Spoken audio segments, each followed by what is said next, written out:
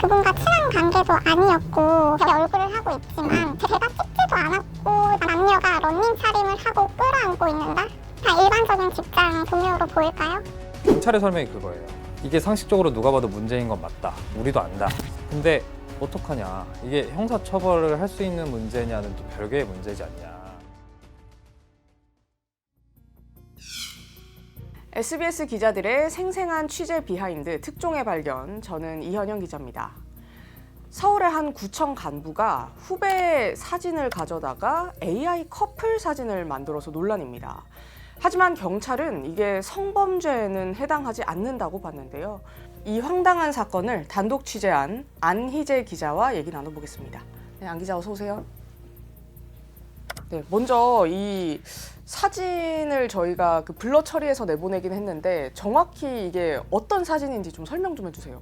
그 건장한 체격의 남성분이 서 있고 여성분이 뒤에서 끌어안거나 옆에서 어깨에 손을 올리고 얼굴을 바라보거나 뭐 이런 연출들. 그 사진을 본인의 카카오톡 프로필 사진에 올려놨다는 거예요. 네, 믿으시기 좀 어려우실 수 있겠지만 사진들이 한 장이 아니고 여러 장이거든요. 몇 시간에 한 번씩 바꿔가면서 이게 계속 주말 내내 반복됐다는 거죠. 그러면 어떤 사진으로 한 거예요? 이 사진이 구청 내부 조직도에 있는 사진을 딴 거예요. 그 피해자분께서 말씀하시는 것도 뭐 그런 범죄들이 많았으니까 내 얼굴이나 이런 거를 어떻게 할까봐에 대한 불안감도 있고 해서 애초에 아무런 SNS도 안 했는데 이 사건은 나 진짜 마른 하늘의 날벼락이다. 이 사진을 합성한 공무원의 행동에 이해할 수 없는 부분들이 많은데 본인은 이걸 가지고 내 취미 활동을 좀 한 거다 이런 식으로 이야기를 했던데 같이 마주 앉아서 저랑 얘기를 해봤는데 한 10여 년 동안 내가 해왔던 취미 활동이다 혼자 이렇게 설명을 하시더라고요. 그래서 제가 여쭤봤어요. 아니, 그러면 어떤 이유가 있어서 하신 걸까? 이제 몇 년 전부터 AI 프로그램이 굉장히 대중화가 됐잖아요. 그래서 저한테 얘기를 하시는 것도 내가 뭐 끌어안아라 라고 주문을 넣은 건 아니다.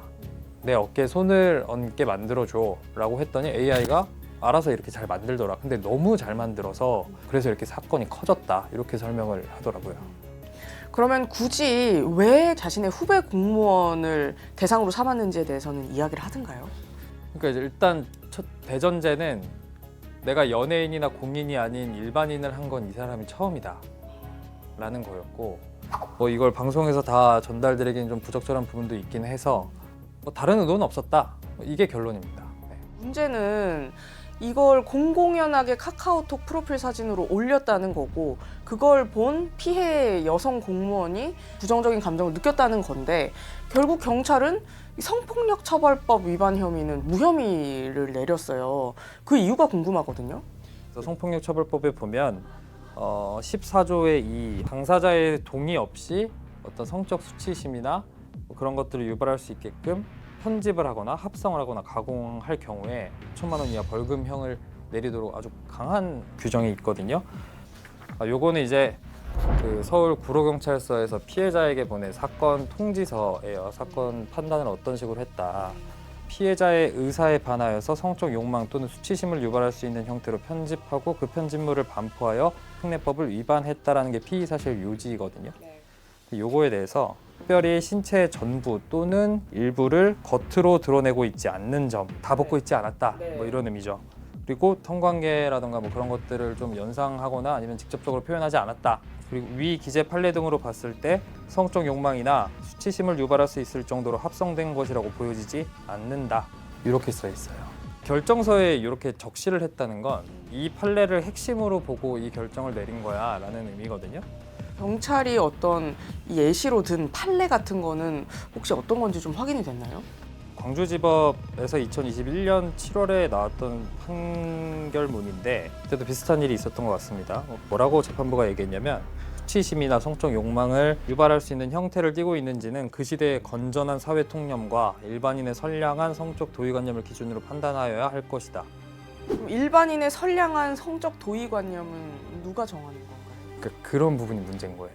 이 법이라는 게 너무 광범위한 상황에서 그러면 세부적으로 이걸 하나하나 어떻게 따질 거냐에 대한 세부 기준들이 사실 기관마다 다르고 피해자분 말씀은 이런 겁니다. 이게 다른 기관이었다면 이런 판단을 똑같이 냈을까? 그거에 대한 확신이 없다는 거죠. 다를 수도 있을 것 같아요. 네. 네. 그래서 더 받아들이기가 힘든 거고. 평소에 그런 옷 안 입잖아요. 남녀가 런닝 차림을 하고 끌어안고 있는다? 다 일반적인 직장 동료로 보일까요? 그건 아니라고 생각하거든요.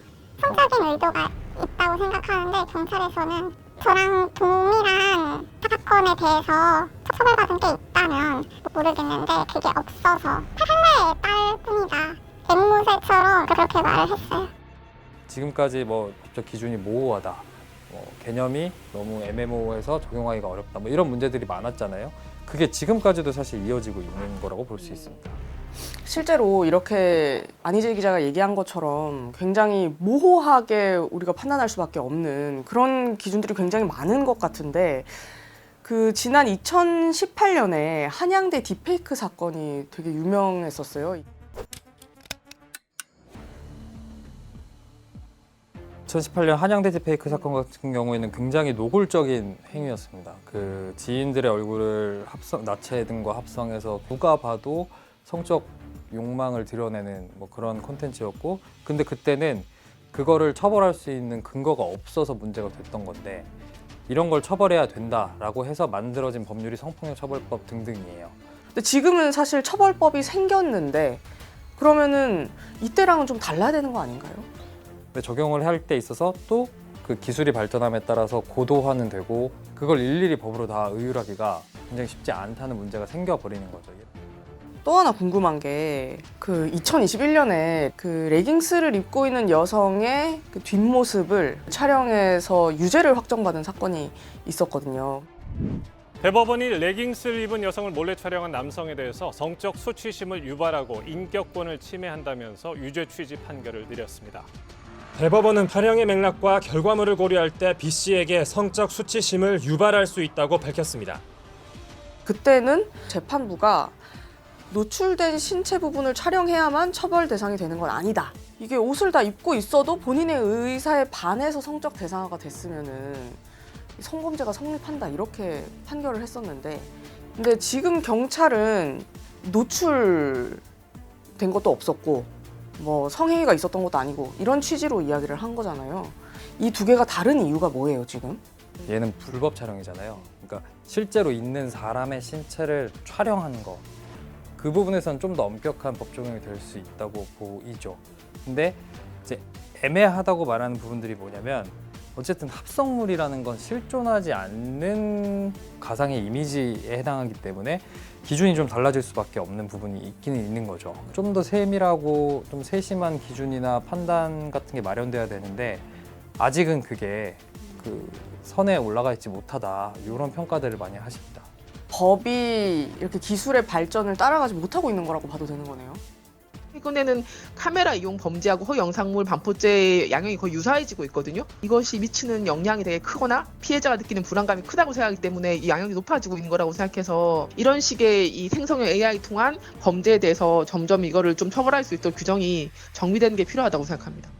그러면은 이 피해 여성분은 지금 판단을 좀 다시 받아보기 위한 어떤 법적 조치를 취하신다든가 뭐 어떤 절차에 돌입한 게 있나요? 혐의가 두 가지였습니다. 성폭력처벌법 그거 하나랑 이제 명예훼손 혐의, 이 두 가지를 적용해서 고소장을 냈는데, 성폭력처벌법 그 무혐의 나온 부분에 대해서는 이의 신청서를 접수해서 남부지검에서 다시 사건을 들여다보고 있는 걸로 이제 파악이 되고요. 이 명예훼손 혐의 같은 경우에는 이제 기소 의견을 송치했다라고 설명했거든요. 근데 문제는 검찰에서 명예훼손 혐의 부분도 다시 수사하라고 지금 돌려보낸 상태예요. 그러니까 보완 수사를 요청한 거죠. 네. 명예훼손 혐의도 어떻게 될지 모르는 상황이 돼버렸다. 혹시 확인된 다른 피해 같은 건 아직은 없는 건가요? 저희가 몇 장의 다른 여성을 대상으로 한 사진들은 확보를 했어요. 근데 이제 그 사진에 있는 여성분들이 연예인인지 뭐 일반인인지 거기까지 확인하지는 못했어요. 오늘 다양한 이야기 많이 나눴는데 이번 사건 취재하면서 혹시 뭐 이 부분은 꼭 얘기하고 싶다 하는 부분이 있나요? 뭐 저희 보도가 나가고 구청 공무원 노조에서 두 차례의 성명을 냈어요, 최근에. 그리고 나서 저희 보도 하루 만에 그 장인홍 그 구청장이 페이스북에 사과문을 냈습니다. 피해자에게 사과하고 이런 일이 일어나면 안 된다. 근데 이제 문제는 공론화라는 건 되게 중요한 거고 의미가 있는 일이지만 조금 조심스럽고 우려된다는 의견도 있는 건, 지금 지방선거가 코앞에 와 있잖아요.